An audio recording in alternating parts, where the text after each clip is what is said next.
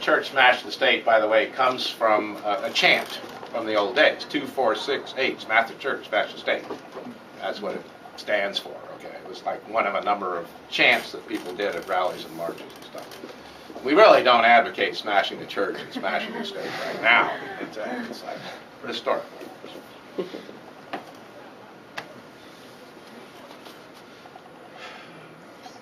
But gay people have to be, I think, I mean, I'm not offering any, I'm not being critical. I'm not saying that anything has to go in any given way.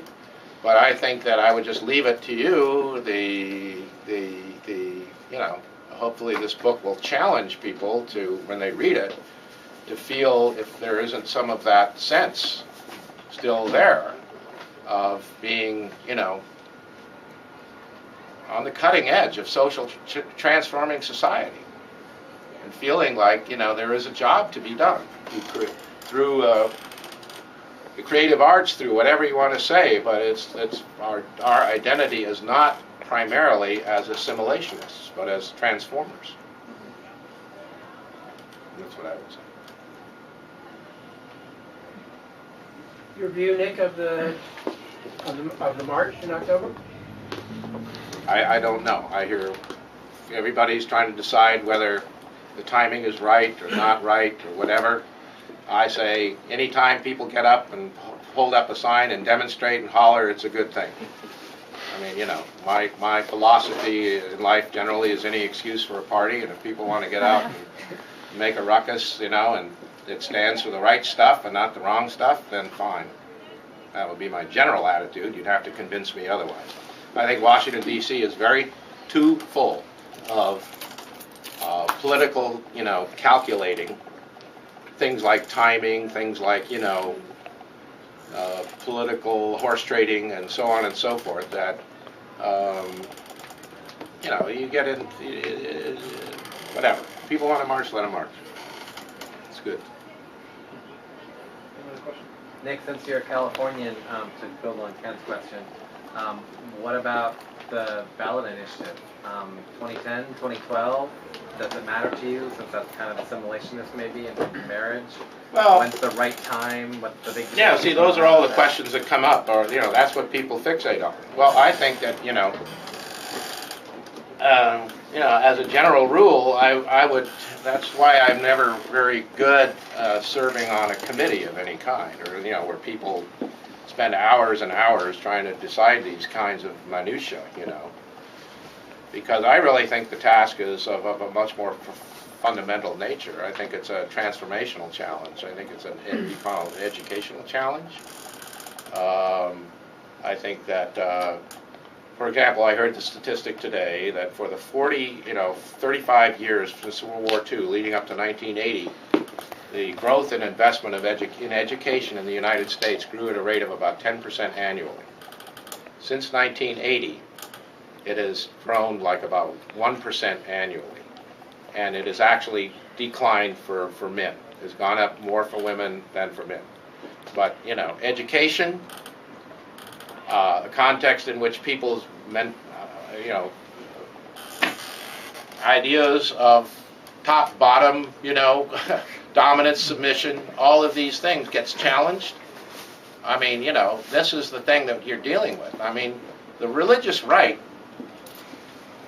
have a reason to fear, you know, the gay liberation movement. They have a reason. They're not just, it's not entirely just them using it as a foil to raise money and invoke fear and all this kind of stuff. You know, properly conceived, the gay liberation movement is going to bring them down. It is going to bring down a world in which men feel they have a God-given right to dominate women and to dominate the children in their household and to dictate to them how they will live their lives and to set the rules for the house. That's going to come down. And to the extent that the Southern Baptist Convention or anything else is predicated in all of their documents on reinforcing the so-called family, that's what they mean by family. They mean white male domination of society. Right? They're right to fear us.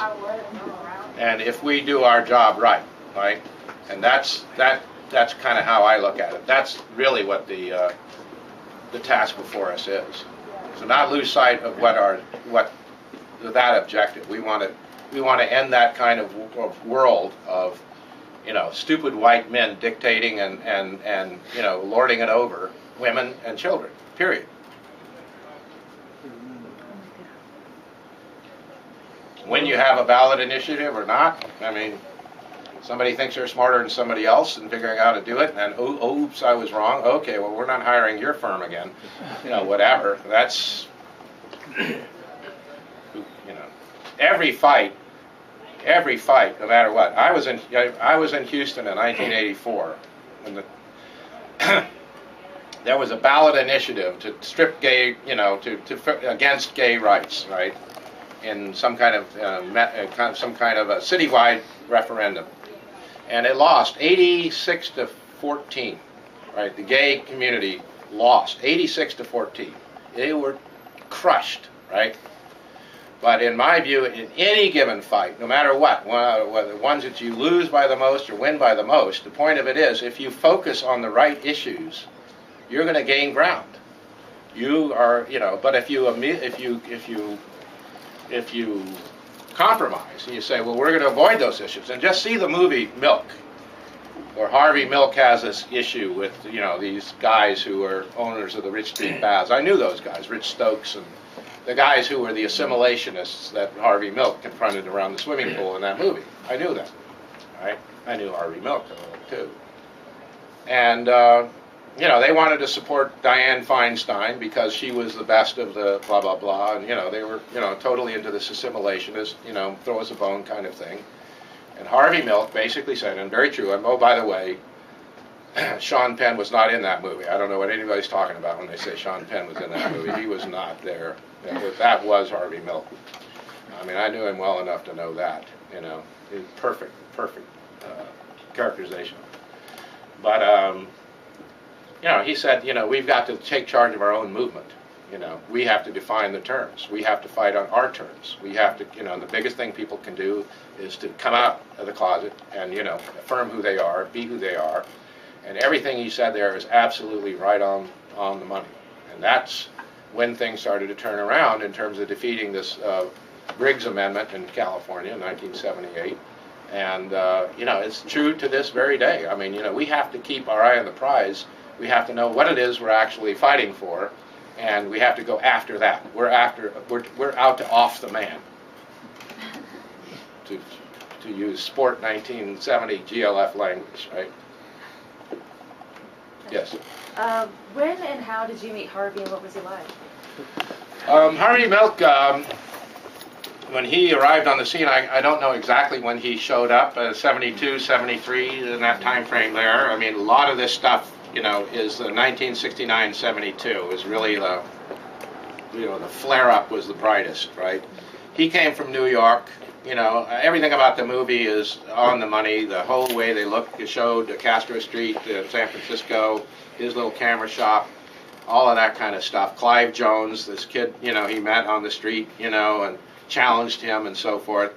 All that's true. Most of the, you know, even in that day, most of the movement was composed of these kids, homeless, you know, or whatever, disenfranchised kids. I was disowned.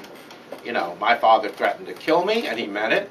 And, you know, I was disenfranchised completely because of my getting involved in this thing. And, you know, that was par for the course. Most of the people who were milling around in San Francisco in those days, Berkeley, they had a certain commonality of the fact that to one degree or another they were disenfranchised, right? Either economically or had been ostracized and rejected, kicked out of their homes, and so on and so forth. So that's the context in which he operated. He was an incredible organizer. He had a gift. He had a gift for getting people agitated and getting them organized. Our interaction with him, my interaction with him, was around the fact that he kept saying, well, what we've got to do is change the laws. We've got to get, you know, the Board of Supervisors of San Francisco pass this law, pass that law, get the state legislature to pass this law, pass that law. And of course, my little posse and so forth, we were all much more about the socially transformative approach, right? You gotta get at the cultural paradigm that's really behind the problem, right?